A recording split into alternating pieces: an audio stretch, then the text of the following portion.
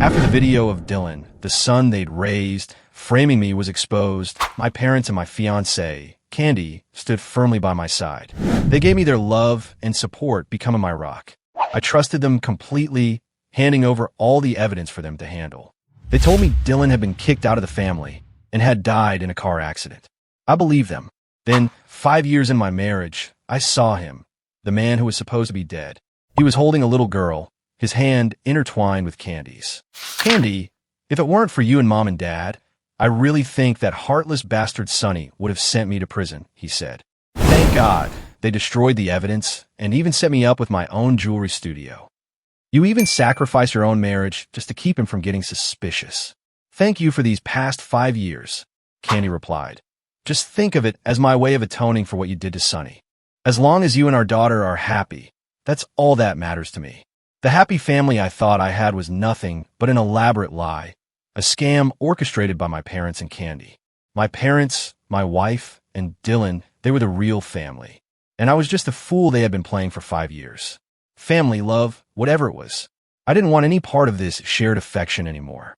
Inside the hospital, Candy held the little girl's hand, her eyes soft and full of warmth. You've lived better these past few years than he has, and he's supposed to be the real heir, she said. Just be careful. We can't let Sonny find out. Dylan smiled, linking his arm with hers. Candy, if it wasn't for you, I'm sure that vicious bastard Sonny would have had me locked up. Candy's brow furrowed in annoyance, but she didn't pull her arm away. Instead, she turned to the little girl, her expression softening as she stroked her hair. Let's not talk about that. I'm just glad the doctor said Lily is okay. For her birthday party in a few days, Mom, Dad, and I will be there. We'll tell everyone we're visiting your memorial. The little girl didn't understand their conversation. She just snuggled into Candy's arms, seeking affection. They looked like a perfect, happy family, drawing envious glances from passersby, including me. I leaned against the wall around the corner, my legs giving out as I slid to the floor. Dylan had never been kicked out, never been punished, and he certainly hadn't died. For 5 years, he had lived a life of ease and happiness, far better than mine, the actual victim.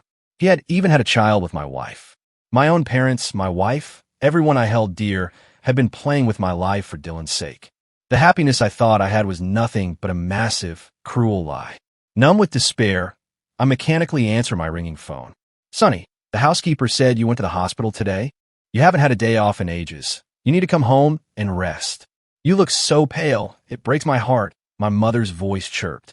Her tone was as warm and caring as ever, but now I knew the truth. Her words sent a chill down my spine, and I felt my blood run cold. She wasn't worried about me. She was terrified I would run into Dylan and discover their secret. I mumbled a reply, telling her I was at a pediatric conference on the first floor. Just as I predicted, she panicked, urging me to stay put and saying she would send Candy to get me right away. 5 minutes later, Candy appeared, breathless from running. Her urgent tone sounded more like a scolding than concern. Why didn't you tell me you were coming here? You've been working back-to-back shifts all week. You must be exhausted. You look terrible today. Let's not stay here. I'll take you home so you can rest. Her eyes wouldn't meet mine, her guilt plain to see. She pressed further. You must know a lot of people here, right? Did you happen to see any old friends or colleagues? I dug my nails into my palms, the sharp pain grounding me enough to force a smile. No, I just wanted to see you. Let's go home. Mom said she made your favorite soup. Hearing my denial, the tension in her shoulders visibly eased. On the drive home, she was all smiles and gentle conversation, her every move thoughtful, as if the scene I had just witnessed was nothing more than a bad dream. But I could no longer find a trace of love in her eyes. The perfect marriage I thought we had was just her form of penance. She must have loved them so much to willingly sacrifice her own marriage for their sake. Honey, I was talking to Mom and Dad about something, she began a few days later. The anniversary of Dylan's death is coming up, and we were thinking of visiting his grave. I know he hurt you, but he's gone now. Mom and Dad raised him, and we grew up together. We were worried it would be too painful for you, so we thought maybe just the 3 of us would go. You all should go, I interrupted. I'll stay home. Seeing how easily I agreed, a smile broke across her face. She leaned in closer. I knew you'd understand. You just get some rest at home. I subtly turned away from the kiss she meant to give me, offering a weak excuse. We're still outside. Let's just head home. I kept my face averted, pretending to be bashful. But in my pocket, my fist was clenched so tight that my nails had drawn blood. The pain was sharp in my hand, but sharper still in my heart. Back home, I made an excuse to get Candy out of the room and slipped into her office. My complete trust in her meant she never bothered with security around me. I moved the mouse, and the screen lit up with the screensaver, a photo of Candy, Dylan, and the little girl. A perfect family portrait. The sight made my eyes burn. The computer was password protected. I looked down and typed in a date. Just as I thought, the little girl's birthday. The photo gallery was filled with pictures of the three of them, smiling for the camera. Candy had documented every moment of their little family's life.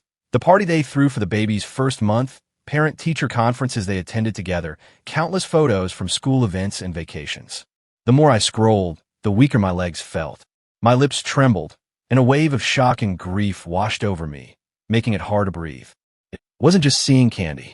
It was who she was with in those pictures. My own parents were there. To protect Dylan, every single person I trusted had been toying with my life. I suddenly recalled how, at the end of every interview, Candy would always say, "I love my family." I always thought she was talking about me, a quiet but sincere declaration of her love. How laughable that seems now. I was never the only one she was talking to. She was talking to Dylan and Lily, too. Her love was never mine alone. A bitter laugh escaped my lips. My heart, already in pieces, felt like it was about to disintegrate completely. I stumbled out of the office, practically fleeing. My phone buzzed in my pocket.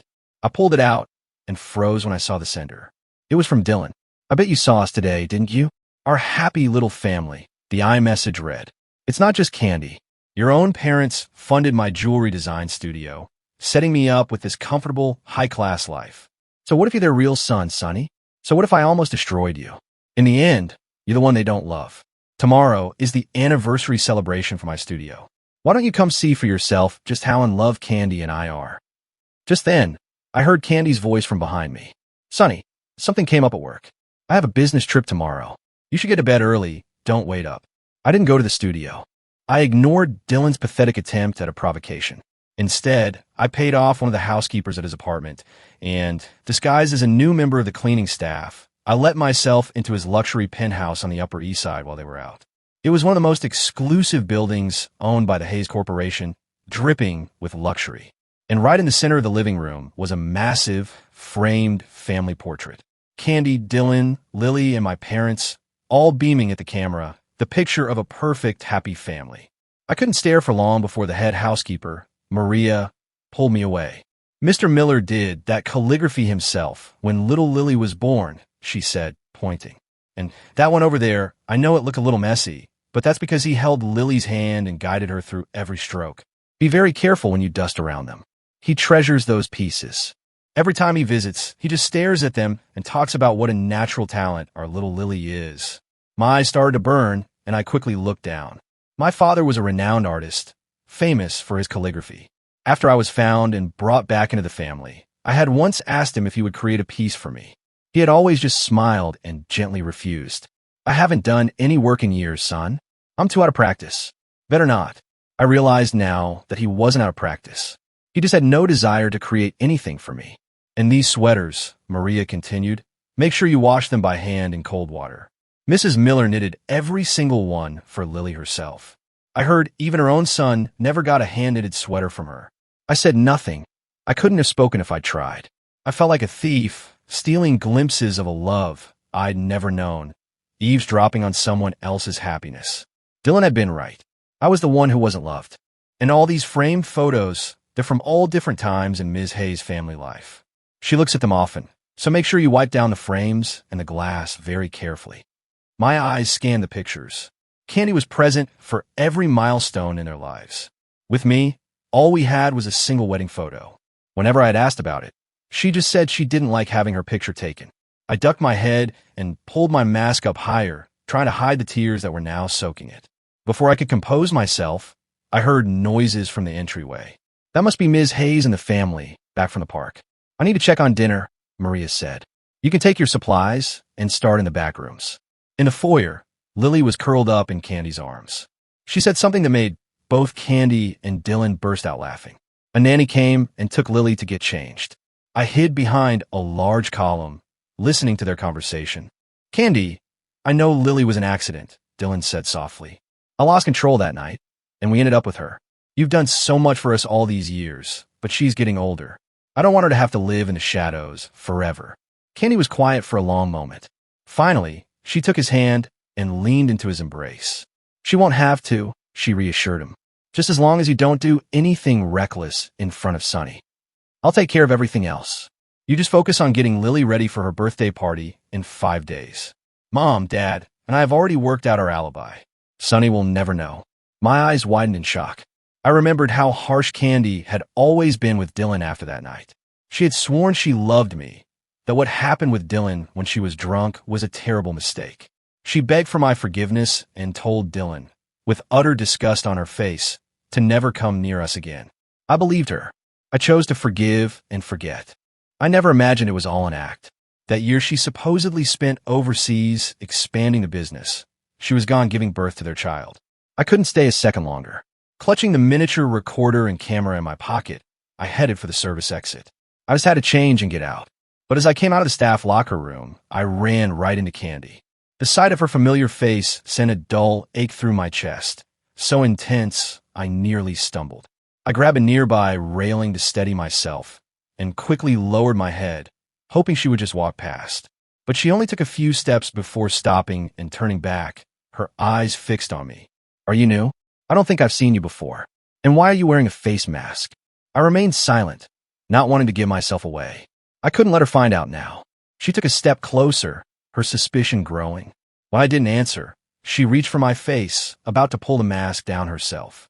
Luckily, Maria rushed over just in time. She gently blocked Candy's hand. Ms. Hayes, he's new to the cleaning staff. I'm training him, she explained. He's wearing the mask because he has the flu. Candy dropped her hand, but her tone was sharp. Maria, you've been with us long enough to know better. I won't mince words. Send him home. If he has the flu, he shouldn't be here. Lily is just a toddler, and Dylan only just recovered from a cold. We can't risk them getting sick. From the way she spoke, it was obvious. She was completely at home here, deeply invested in their well-being. She knew the staff by name and instantly noticed a new face. I finally understood why she always changed the subject whenever I mentioned wanting to have children.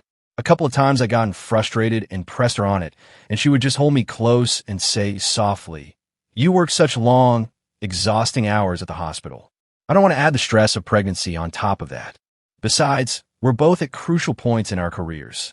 You get that, don't you?" Back then, I truly believed her. I stopped asking, content as long as she was happy and by my side. I see now it was never about us. It was about protecting Lily. She already had the child she loved most. She didn't need another. I barely held myself together as I walked away from that building, resolved to finally wake up from this twisted dream. I bought a one-way ticket to Seattle and filed the paperwork to have all my current identification voided. The flight was in 5 days. That would be enough time. I would leave while they were all laughing and celebrating Lily's birthday. This life, where I was played for a fool, needed to end. Kenny didn't come home until late that night. She saw that I was already asleep and quietly got into bed.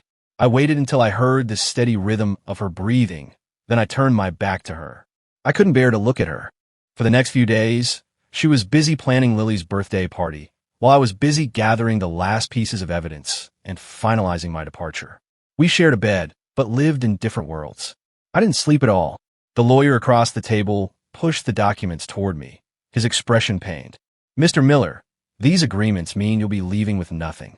You're voluntarily relinquishing all claims to the Miller and Hayes family assets. You'll walk away with absolutely nothing. Are you sure you don't want to reconsider?" I didn't answer, just took the papers and scanned them. Also, he added, the private investigator reported back. The venue they've booked for the birthday party. It's the same hotel where your family held a reception to welcome you back and where you and Ms. Hayes got married. The only difference is that your events were in the smaller ballroom. This party is in the grand ballroom. My hand, holding the pen, froze. I watched as my lawyer slowly pulled out a party invitation and a small digital recorder. On the recording, I could hear Candy and my parents excitedly planning the lavish party, discussing the best ways to keep it a secret from me. Candy herself was the one who suggested drugging me, just to be safe. A bitter, self-mocking smile touched my lips. The irony was suffocating. A tear splashed onto the paper, but I didn't hesitate. I signed my name. I'm not reconsidering. I'm giving it all up voluntarily. The Millers, Candy, their money, their lies. Sonny Miller, wanted none of it. I just wanted to be free. On the morning of the party, my parents woke me with unusual enthusiasm, making sure everything went exactly as they had planned on that recording. "Sonny, have some of this," my mother said, placing a dish in front of me. "I made it specially for you today." I stared at the food in my bowl. The dose of sedatives wasn't high, just enough to make me feel groggy and unwell. I looked up at my parents, who were watching me with eager, expectant eyes. "Go on, eat up," they urged. I met their gaze and offered a faint smile. "Thank you. You're both so good to me." Guilt, perhaps, made them offer only awkward smiles in return, saying nothing. I picked up my fork and ate every last bite. Then, feigning a look of pain and confusion, I told them I felt sick and needed to go lie down. As expected, they quickly agreed. As I reached the top of the stairs, I glanced back one last time. The composure I had maintained for days finally cracked. When I was growing up in the orphanage, I asked, my voice thick with emotion, I used to think life was so hard, and I would dream about what it would be like to have parents. "Mom, Dad, you do love me, don't you?" The childish question hung in the air, landing like a slap. They just stared at me, stunned into silence, their hesitation a clear answer.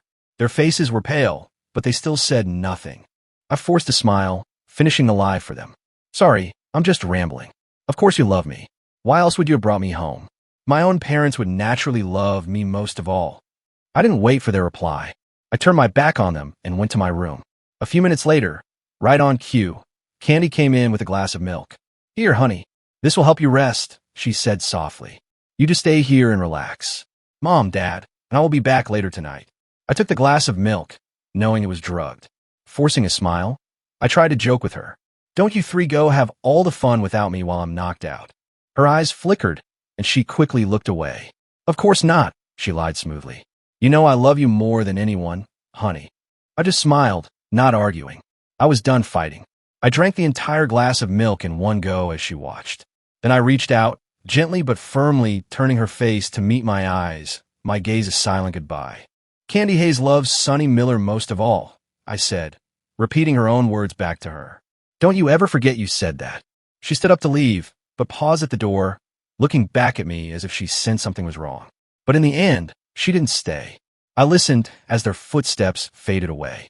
Once they were gone, I dragged myself to the bathroom and forced myself to vomit, emptying my stomach until I was dizzy and weak.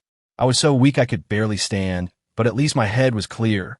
I calmly cleaned myself up and went downstairs. The housekeeper's eyes widened in shock when he saw me. "Sir, I thought you were."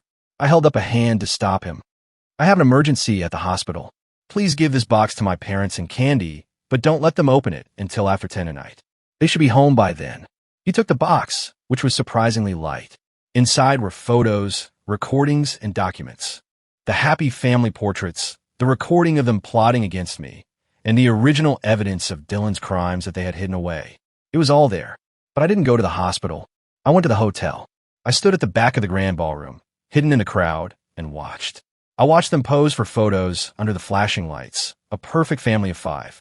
I watched Candy stand by Dylan's side, accepting congratulations and gifts. It was a form of self-torture, forcing myself to witness it all. I needed to feel the pain, to burn this image into my memory, so I would never be tempted to come back. As the evening came to a close, I took one final look. I watched the 5 of them on stage, thanking their guests, their happiness so bright it was blinding. A new iMessage popped up on my phone from my lawyer. "All your identification has been officially voided. I'll have the agreements delivered shortly. Congratulations on your freedom, Mr. Miller." I calmly powered down the screen, walked over to the hotel's decorative fountain, and dropped the phone in the water. I turned and walked away without a backward glance. At 10:15, our housekeeper came running into the hotel lobby, clutching the gift box. He was sweating and out of breath, his voice trembling as he shouted, "It's an emergency. Mr. Sonny found out about Mr. Dillon, and now he's gone. What are you talking about? That's impossible." Candy's face went pale, her expression a mask of disbelief. The color drained from my parents' faces as well. My parents rushed over to the housekeeper, grabbing his arms. The dosage was strong enough to keep him asleep until morning, my father demanded. How could he possibly know anything? The housekeeper was too flustered to explain properly. He just thrust the box at them. He woke up not long after you left, sir. He said there was an emergency at the hospital and rushed out. He just left this box and said not to open it until 10. When I did, I found. Before he could finish, Candy snatched the box and tore off the lid. Lying on top was a large, glossy photograph. It was the same family portrait that hung in Dylan's penthouse. The frantic energy in the lobby instantly froze. I knew. They knew I knew. Candy's hands shook as she sifted through the rest of the photos, while my mother's trembling finger found the play button on the digital recorder. Their own voices filled the silence, clear as day. They heard themselves planning the party, discussing how to drug me, even mapping out a future where Candy would publicly adopt Lily. My entire life, my feelings had been nothing but variables in their calculations. I was the real son, the legal husband, but not a single person I loved had ever once considered how I would feel. At the very bottom of the box was a small card, written in my own hand. My father's knuckles went white as he held it. For years, he had refused to create a piece of art for me, or even let me study his technique. But I was stubborn. I had found copies of his work and practiced in secret over and over. The card read, "Wishing you all a happy family." The 7 words were written in a style that perfectly mimicked his own. I had no formal training. It was obvious how many years of painstaking effort it had taken. It was as if, in the shadows where he never bothered to look, the son he'd taken back had quietly become the man he'd always wanted. But that son no longer cared for his father's approval. Dylan, who had been waiting inside, finally came out to the entrance. "Mom? Dad? What's wrong? Why are you crying on such a happy night?" My mother was already sobbing in my father's arms. His own eyes were red-rimmed. "We can't hide it anymore," he mumbled. "Sonny knows everything. He's gone." Hearing that I had left, a smirk of triumph touched Dylan's lips. "Don't be sad, Mom and Dad," he said, his tone dripping with false sympathy. "I told you he was ungrateful. After everything you've done for him, he just walks out without a word. Besides, a guy who grew up in an orphanage? He's not going to walk away from the Miller family fortune and Candy's money. This is just an act. He's tried to manipulate you into giving him a bigger payout." With me gone, Dylan felt free to drop his mask of obedience. But he had become too arrogant. His cruel words were met with cold, unfamiliar stares from my parents and Candy. Candy looked like she was about to argue, but someone else spoke first. It was my lawyer, Mr. Davis. "I'd watch your tongue, Mr. Miller," he said coolly. "Not everyone is as calculating as you are." "Who the hell are you?" Dylan snapped, his face red with anger. Years of being coddled meant he wasn't used to being challenged. "This is a private family matter. It's none of your business." Mr. Davis didn't even spare him a glance. He calmly opened his briefcase and produced the documents I had signed. "I'm here to deliver these to Ms. Hayes and Mr. and Mrs. Miller," he said. "My client, Sonny Miller, has signed a voluntary relinquishment of assets. He is waiving all claims to any and all properties and funds associated with the Miller and Hayes families." Candy stared at the document, at the clause stating I was leaving with nothing, and her eyes filled with tears. A single piece of paper had brought her to tears. His task completed, Mr. Davis turned to leave, but stopped after a few steps. He looked back at their devastated faces, his professional composure finally cracking. "Professionally, I should remain impartial," he began, his voice tight. "But as Sonny's friend, I have to say, you can save the crocodile tears. It's disgusting. What are you crying for? You're the ones who spent the last 5 years lying to him, ignoring him, and treating him like he was less than nothing. Frankly, I wish he really had been an orphan." He pulled another document from his briefcase and thrust it into Candy's hands, his face a mask of contempt. "And this is the divorce decree. You had a husband at home while you were raising a family with another man. You denied him the chance to even be a father. Ms. Hayes, how dare you call yourself a wife?" The formidable CEO, a titan of industry, stood there speechless, unable to offer a single word in her own defense. She was trembling, her voice barely a whisper as she tried to explain. "But I do love him." Mr. Davis let out a short, harsh laugh. "Love? You do all this, and you have the audacity to talk about love." "My apologies, I misspoke," he said, his voice dripping with sarcasm. "Candy Hayes, you're not even human." His message delivered. He had said all that needed to be said. Mr. Davis turned and walked away without another word. By then, I was already on a plane, heading toward the new life. I had vanished suddenly and completely. My phone number was disconnected, my IDs were voided, and my resignation had been submitted without notice. Candy had been so preoccupied with Lily's party that she was only just now realizing that I had systematically erased every trace of myself from her life.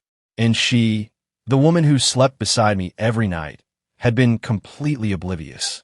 "Ms. Hayes, please stop calling," Mr. Davis said into his phone for what felt like the 100th time. "You could have me disbarred. Wouldn't matter." Sonny never told me where he was going. Candy had lost count of how many times she had called him since I left. She had poured all of her considerable resources into finding me, but had come up with nothing. Her assistant entered the office, and she looked up hopefully, but his expression told her everything. "I'm sorry, Miss Hayes. We still can't find any trace of him." Mr. Miller had all of his official identification voided before he left. "All we have is a photograph. It's like looking for a needle in a haystack. And besides, even if we did find him, I doubt he would want to come back." Candy shot to her feet. "Don't say that," she snapped. "He's just angry with me. I know he's hurt, and I know I was wrong. But it's okay. I'll find him, and I'll apologize, and I'll spend the rest of my life making it up to him.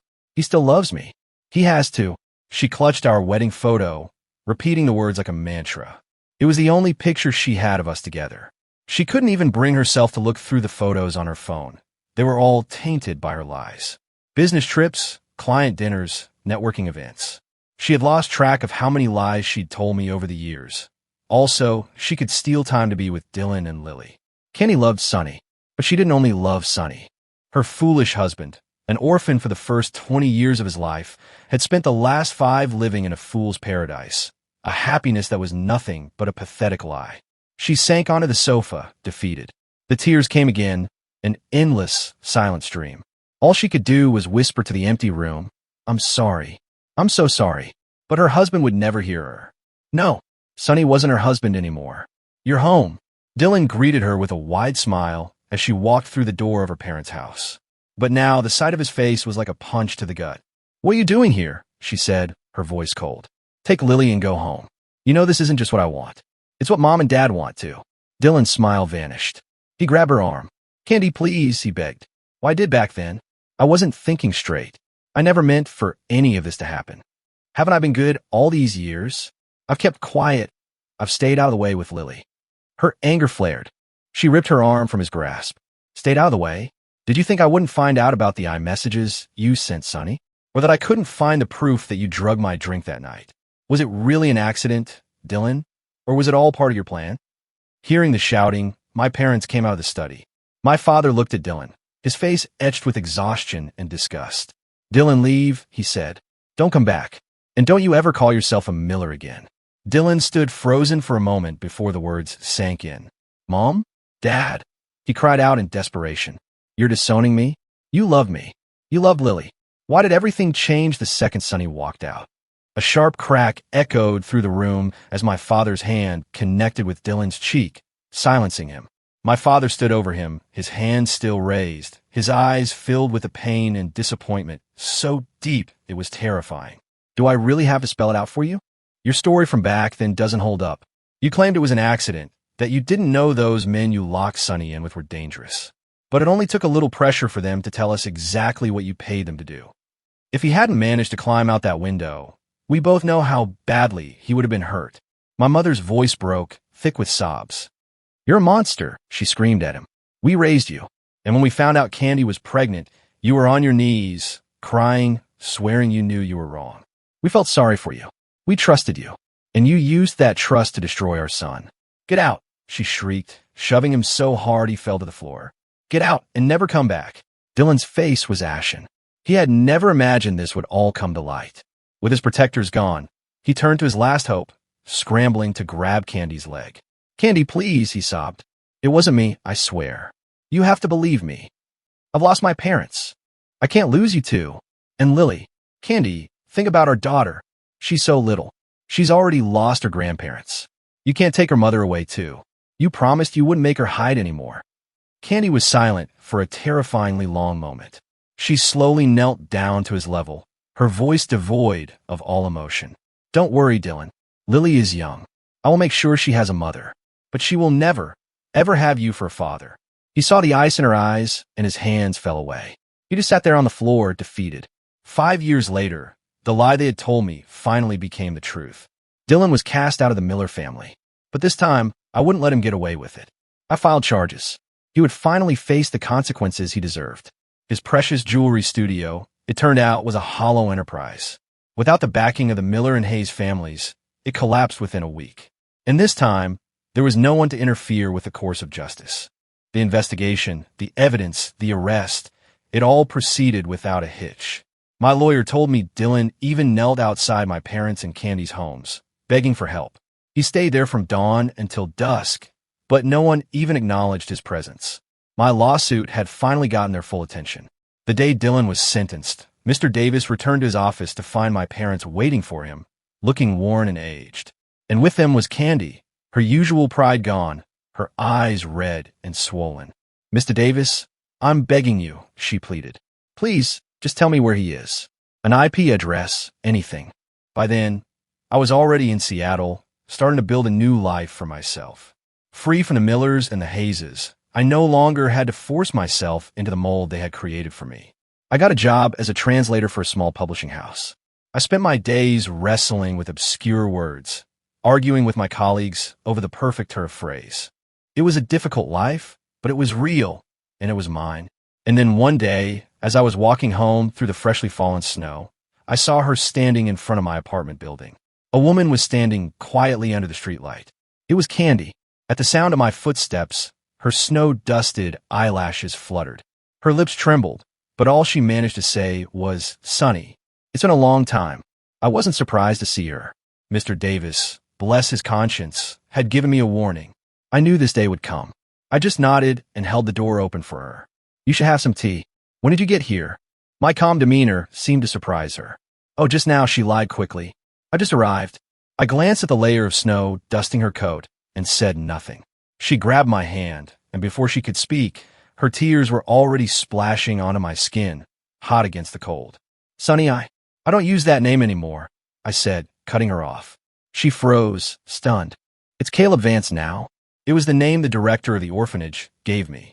He said Caleb meant faithful and devoted, a new start for a boy who deserved loyalty. He said after he found me, I wasn't an orphan anymore. She repeated the name awkwardly, then finally finished what she had come to say. "Caleb, I'm so sorry. For everything. I don't expect you to forgive me.